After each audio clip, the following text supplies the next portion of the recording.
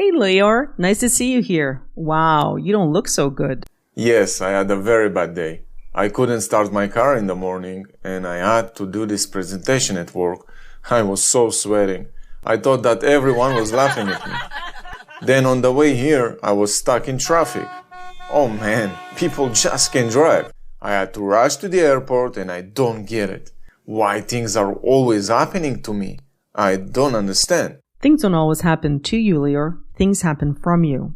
What? What do you mean? Didn't you hear me? I was stuck in traffic. People were laughing at me. I couldn't start my car in the morning. Yes, those things may have happened, but how you feel doesn't come from what happens. It comes from how you interpret these events.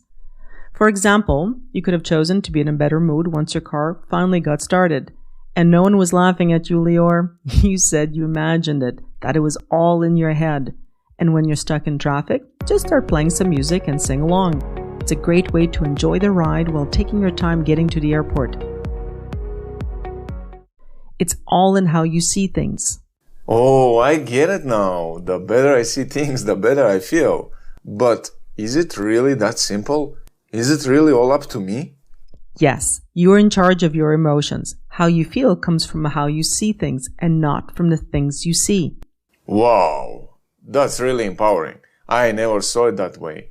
That means things don't control me. I get to control how I feel. Yes, when you control how you see things, you create your own experience of them. Isn't that good to know? That's amazing. I really like that. I get to decide how I feel just by how I interpret things.